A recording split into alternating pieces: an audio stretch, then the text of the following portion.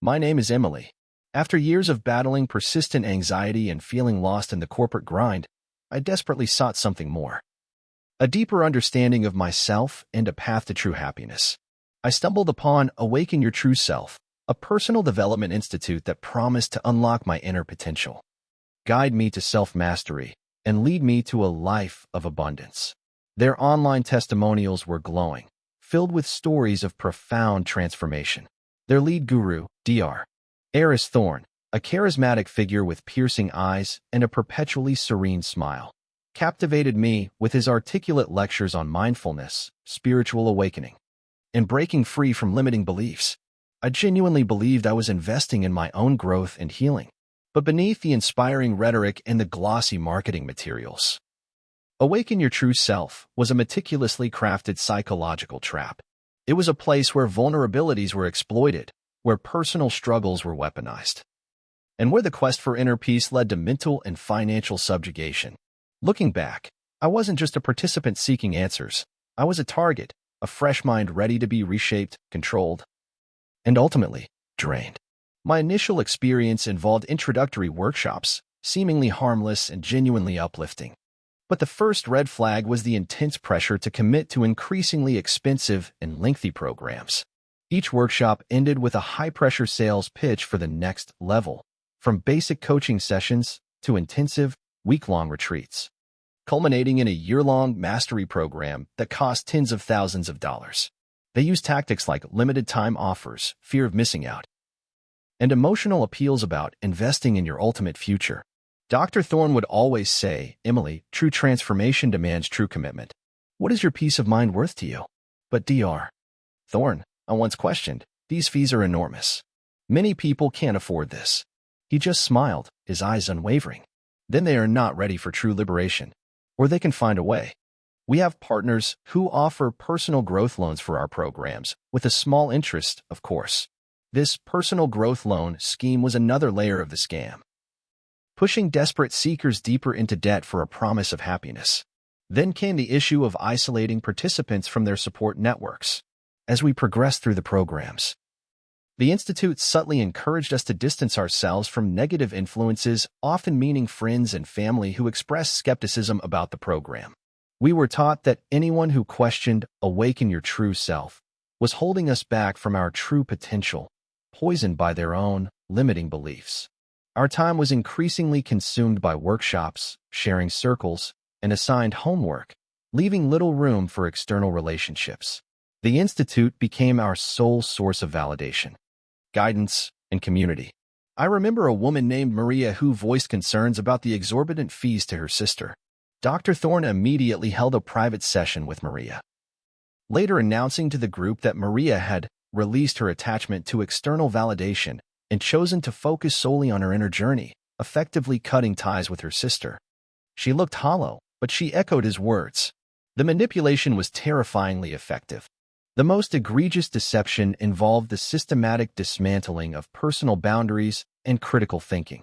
During intensive breakthrough sessions, participants were pushed to confront their deepest fears and traumas in highly emotional, often public settings. While seemingly cathartic, these sessions often left individuals mentally exhausted and emotionally vulnerable, making them more susceptible to the Institute's teachings. We were encouraged to share every private thought and doubt, which were then subtly used against us to reinforce our need for the program. Dissent was reframed as resistance to growth. The chilling realization dawned on me. Awaken Your True Self wasn't a path to enlightenment. It was a carefully constructed thought reform program. The inspiring lectures, the promises of abundance, they were all part of an elaborate charade. Every time I meditated or chanted, knowing the control they exerted over my mind, I felt a cold knot in my stomach. The mind's labyrinth wasn't just about financial exploitation. It was about systematically dismantling personal autonomy, preying on emotional fragility, and turning the desperate search for meaning into a terrifying journey of mental entrapment, all for the sake of boundless profit and unwavering control.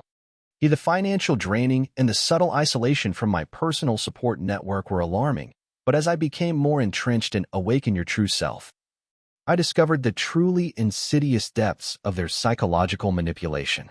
The Institute wasn't just about profiting from vulnerabilities. It was about systematically rewriting our understanding of reality and controlling our entire lives. I began noticing the pervasive use of thought-stopping techniques and loaded language. Any doubt, skepticism, or negative emotion was immediately labeled as a limiting belief or resistance to your true potential. We were taught specific phrases to repeat to ourselves or to others who questioned the program, effectively shutting down any critical thought. Words like empowerment, abundance, and transformation were used constantly, creating an echo chamber of positive reinforcement that drowned out any logical questioning. If someone expressed unhappiness, they were told they weren't doing the work or fully committing. "Emily, your mind is a garden," Dr. Thorne would preach. "Any weed of doubt must be pulled immediately. Don't let negativity define your reality." This relentless positivity became a cage, punishing genuine emotions and forcing conformity. Then came the issue of demanding absolute loyalty and controlling external information. As participants progressed to the mastery program, the demands intensified. We were discouraged from consuming any media that wasn't approved by the Institute, including news or documentaries that might contradict their teachings. Our schedules became entirely dictated by Awaken Your True Self, with mandatory daily meditation, group sessions, and one-on-one coaching, leaving little time for anything else. We were implicitly, and sometimes explicitly, told that our path to true enlightenment lay solely within the Institute's guidance, and any outside influence was a distraction, or worse, a threat. I remember a young man, David, who was caught reading a critical article about personal development cults. He was immediately pulled into a private intervention with Dr. Thorne and a few senior coaches. He emerged pale and shaken, publicly apologizing to the group for his lack of trust and external seeking. He then became one of the most zealous proponents of the Institute's teachings, his eyes holding a vacant, almost robotic compliance. It was terrifying to witness a vibrant personality extinguished, replaced by an obedient follower. The most egregious deception involved the exploitation of personal secrets and vulnerabilities for leverage. During the intense breakthrough sessions, participants were pressured to reveal their deepest shames, traumas, and fears. These intimate confessions, shared in what we believed was a safe, confidential space, were then subtly recorded or noted. Later, if a participant expressed doubts, tried to leave, or questioned the fees, these very secrets would be subtly brought up or alluded to by Dr.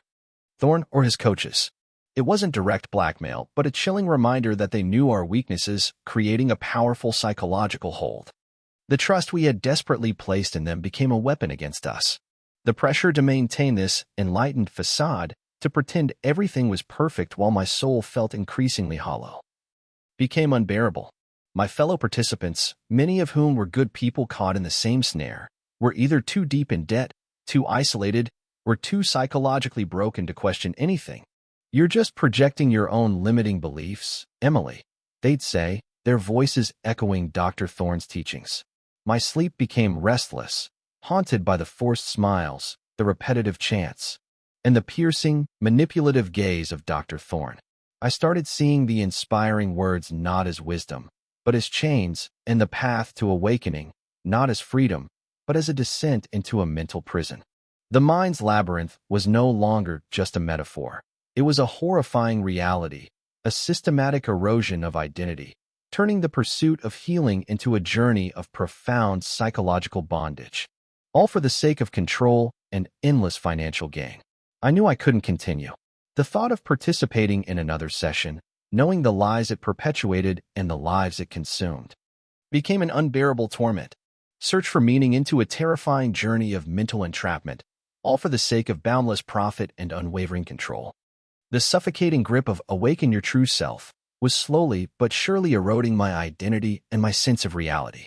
Every forced smile, every empty affirmation, every revelation shared in the name of growth felt like a step deeper into a psychological abyss.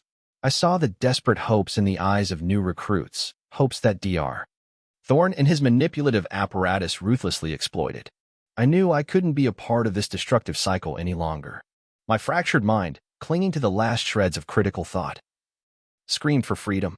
The final breaking point arrived during an all-night, ultimate breakthrough session. Participants were pushed to the brink of exhaustion, deprived of sleep, and subjected to relentless emotional pressure. One young man, clearly in a fragile mental state, began experiencing a psychotic episode, shouting incoherently about past traumas. Instead of calling for professional medical help, Dr. Thorne declared it a profound spiritual awakening and encouraged the group to witness his transformation. The horrifying disregard for genuine mental health, the cynical exploitation of a person in crisis for a show, ignited a fierce fire of defiance within me. I had to break free. That morning, fueled by a terrifying clarity, I didn't go home.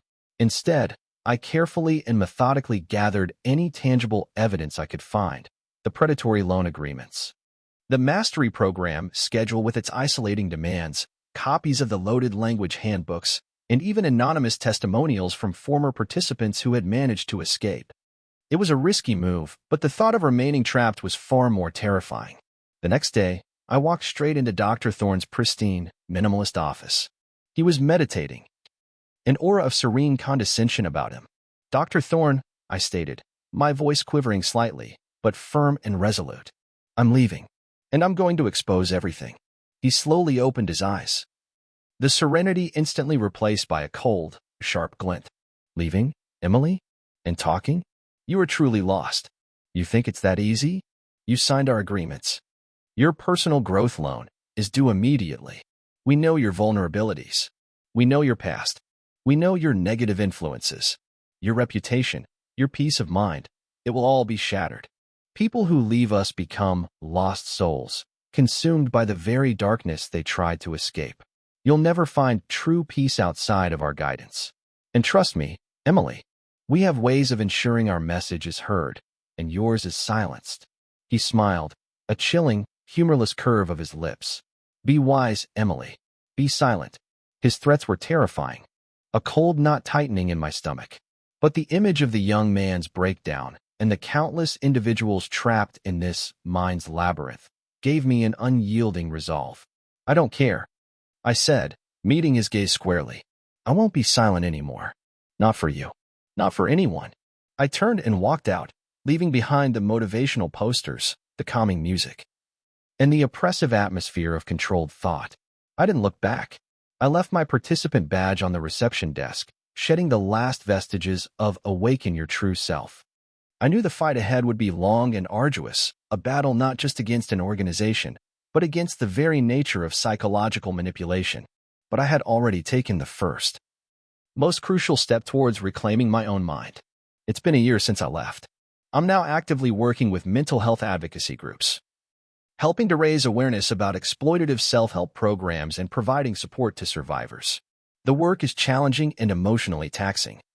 But every time we help someone break free from a mind control group, every time we shed light on these hidden dangers, I feel like I'm finally fulfilling the promise of true self-improvement, one built on genuine autonomy, not forced compliance. Yet, the shadows of Awaken Your True Self still linger. Every time I see a slick advertisement for a transformative workshop or hear a guru's charismatic words, a cold dread washes over me. The faces of those who sought peace but found imprisonment, whose hopes were exploited, whose minds were rewritten. They are the true ghosts of the mind's labyrinth, haunting reminders of the dark underbelly where the quest for enlightenment becomes a terrifying journey into psychological servitude, all for the sake of boundless profit and total control. My experience in the self-help and personal development industry revealed a terrifying truth. The very path to self-improvement can be paved with deception and mental entrapment. Unscrupulous gurus and organizations prey on your vulnerabilities, your search for meaning, and your desperate desire for happiness, turning your quest for inner peace into a source of immense profit and profound psychological bondage. So, how can you protect yourself from the mind's labyrinth? Always remember to approach transformative programs with healthy skepticism. Be wary of those that promise instant, radical changes or claim to have all the answers.